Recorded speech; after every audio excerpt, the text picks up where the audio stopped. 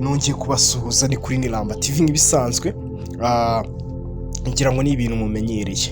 Uyu munsi wa none turi ku itariki 26 z'ukwezi kwa umwaka no w'ibihumbi 2025. Ibyo ni ibintu bisanzwe murabizi. Ariko uyu munsi wa none wenda hari abantu bakomeje kugenda bibaza ngo ese tumaze igihe wenda dukora iminibi cyangwa se tumaze igihe nyine twita kuri ibi ngibi ariko tukabona nyine wenda nta kigenda ntabwo bigenda neza, ese haba hari icyo twabuze. Uyu munsi ngira ngo mbazaniye ibintu bitanu byonyine, n'ibintu bitanu byonyine ntabwo ari byinshi. Biragusaba kubanza ugatega amatwi. Ibi bintu bitanu ni bya bintu ushobora gukurikiza neza, hasigaye intego zawe ukaba wazigeraho mbega bikoroheye, mbega bitagusabye kujya mu kajagari hirya no hino. Oya, ni ibintu wowe bigusaba gutega amatwi neza, byaba byiza ugafata n'agakayi n'agakaramu, hasigaye ukaba wakandika nyine tu kugira ngo tugendane. Ariko mwibutsa kureba hasi aho ngaho ugakora subscribe kugira ngo twaguke dutere imbere, kugira ngo nyine iyo channel ya Niba TV nayo izamuke, ive kuri utwo dusabu murabona muri kuneza abantu tu.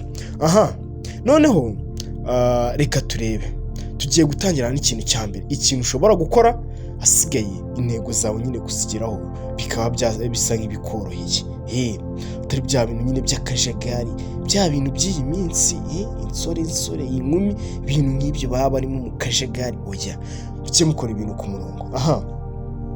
Tuzamuke n'ikintu cya mbere. Ikintu cya mbere kwihiringa. Ikintu cya mbere ni ukwihiringa. Kwihiringa rero bisobanuye iki? Kwihiringa ahangaha kuri iyi step ni hahandi ukorana umurava, ugakorana ingufu nyinshi, mbega ukiyuhakuye, babyita kwiyuhakuye. Ahangaha ni hahandi ukora noneho mu mikorere yawe n'abandi bakabibona, hahandi baba batangiye kuvuga ngo ngira ngo mujya mubyumva mu makapana agiye atandukanye cyangwa se hirya no hino mu mirimo igiye itandukanye, ukajya kumva wenda nk'abantu mukorana batangiye kuvuga bati uriya muntu mbiga arivunisha, akora cyane, nyine urabona akomeza ubuzima ibiki, ibintu nk'ibyo ngibyo.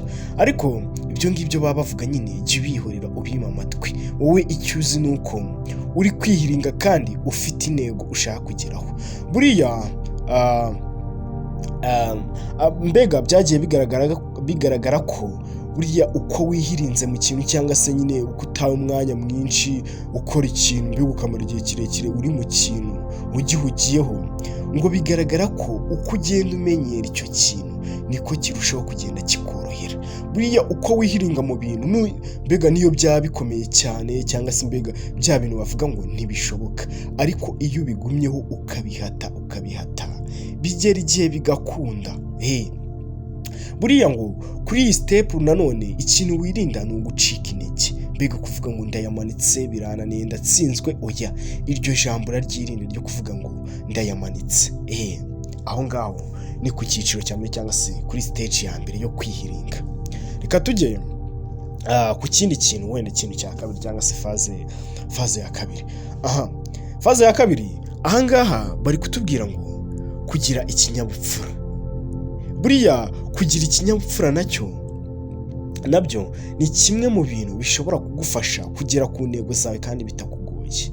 Ahangaha ikintu ugomba kugaragaza mbere na mbere ni ubunyangamugayo. Wenda urugero ukorana n'abandi muri company cyangwa se ahandi hantu runaka, wenda hakagira nk'akabazo kavuka, habuze ikintu se, ukaba uri wa muntu uvuga uko ibintu byagenze, nta kintu uhishe, mbega utagoretse. Bavuga ko ikinyabupfura ari ikiraro cyangwa se urutindo mbega ruhuza abakozi n'abakoresha mu buryo bworoshye nyine, cyangwa se akaba ari ikiraro mbega abantu bahuriraho bakumvikana ku bintu by'ukuri, mbega akaba ari bya bintu mbega ikinyabupfura kigaragaza ubundi ba bantu nyine basobanutse, b'abantu bafite icyo baharanira kandi cyiza, atari ibintu byo kugurika ngo ni uko hano bigenze gutya ngo ndakurengera. Oya, buriya nyine ahangaha ku kinyabupfura usanga ahanini wenda reka nibande ku rubyiruko rw'iyi minsi ba basore na za nkumi ba bandi bari kwishora mu bintu by'ibiyobyabwenge, amayoga, amatabi baranywa. Yego wenda nyine ahangaha ku bintu bijyanye n'amayoga hari ukuntu unywa amayoga nyine bakabona ko nyine nta kinyabupfura ufite, ariko nyine hari n'ukuntu yanywa bakabona ko nyine nta n'icyo bitwaye, nta n'icyo inzoga zigutwaye pe. Ukaba winywera inzoga ariko nta n'icyo nyine abantu bakabona ko ntacyo bigutwaye, ariko hari ukuntu uzinywa nyine kwa kundi ugasanga umuntu yaraye mu kabari. Biriya ni ikinyabupfura gikeya, cyangwa se ni nk'aho nta kinyabupfura mbega uba waratojwe. Ibintu by'amayoga mu bivemo mwana, ibintu bya excessive alcohol mu bivemo, mu bivemo pe. Noneho mujye mwaba kirisita ariko. Ikintu cya gatatu rero, faze ya gatatu ahangaha ni ukwirukana inshuti mbi. Nicyo kintu cya gatatu bari kutubwira, kwirukana inshuti mbi. Inshuti mbi ziba zimeze gute? Ni za nshuti zishobora kukuyobya, mbega ugasanga nk'inshuti zawe mbega bimwe bita ibigare, ugasanga ikigare mbega urimo kiri kukuyobya kikagushora mu bibi. Wenda wahoze uri umuntu wenda usenga, umuntu w'umukirisitu nyine wikorera utuntu twe ku murongo, ariko ugasanga nyuma y'igihe gitoya utangiye gutakaza indangagaciro, mbega wayobye, watatiye igihango, watatiye ndetse n'amahame agenga umuryango wawe. Ibyo bintu ntabwo ari byo. Inshuti mbi nanone ni za nshuti zikwegera igihe mbega umeze neza, utari mu byago, mbega igihe utangiye kugafatisha wabonye udufaranga, kandi imbere yaho abo bantu ingirwashuti cyangwa se abo bantu wita inshuti ntabwo bari bakuri hafi, mbega wabonaga ko batanakwitayeho, ariko umaze gufatisha ukabona abantu barakwegereye. Abo ngabo bari kwigira inshuti zawe ariko sizo. Ikintu cya kane nanone, guha igihe cyawe agaciro. Faze ya kane, tangira uha igihe cyawe agaciro nyamuneka. Hari abantu mbega usanga bari guta agaciro, ugasanga umuntu mbega yagiye mu kabari amazemo nk'amasaha 10, ugasanga mbega umuntu yafashe telefone ayimazeho, mbega nta bintu bikaze ari gukoraho, nta n'ibintu mbega bimwinjiriza ari gukora kuri telefone, ariko ugasanga nyine ayimazeho igihe kirekire, mbega ugasanga ntagazi igihe cye agaciro gifite mu buzima bwe. Hangana none kuri iyi fase baratubwira bati buriya igihe ufite nonaha ntabwo kizigera kigaruka ukundi, ntabwo uzigera kukibona pe. Niyo mpamvu ahangaha batugira inama ngo ikintu wakabonye cyangwa se ikintu ubona ko wagikora nonaha gikore, kuko uyu mwanya ufite ntabwo uzongera kugaruka ukundi. Basore namwe nkumi muri kumva, urubyiruko muri kumva, igihe ufite nonaha ntabwo kizagaruka ukundi, gikoreshe neza. Ikintu cya gatanu cyangwa se faze ya gatanu ari nayo ya nyuma, ahangaha bari kutubwira kurema ibitekerezo bishya. Buriya isi ya none tugezemo, kurema ibitekerezo bishya ni ikintu cyagufasha pe kugera ku ntego zawe. Buriya ahanini ndagaruka kuri business zigenda zikorwa n'abantu bagiye batandukanye. Buriya niba ukora mbega wowe na mugenzi wawe ugasanga mukora business imwe, iyi business ukora n'undi niyo akora, buriya ikintu akurusha cyangwa se uko wagundi uvuga ngo andusha abakiriya iki, nuko hari ikintu nanone akurusha gishyashya wowe udafite. Mbega hari ikintu afite wowe wita gishyashya kuri we. Mbega ni ukuvuga ngo hari igitekerezo gishya yaremye wowe ariko utararema.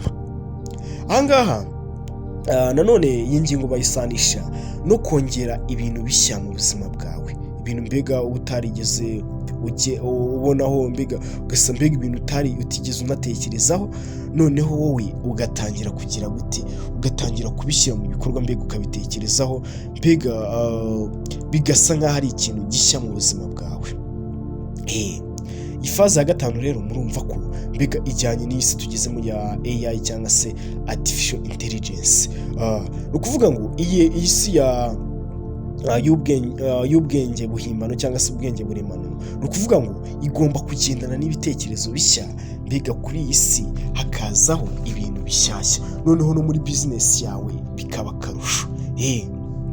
Buriya kurema igitekerezo gishyashya mbega hari icyo byongera ku ntego zawe, mbega intego zawe wari warateganyije, mbega ibitekerezo bishya biragenda bikoroshya neza inzira wari kuzacamo.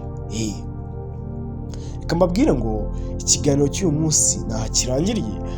Banza urebe hasi aho ngaho ko wakoze subscribe, hasigaye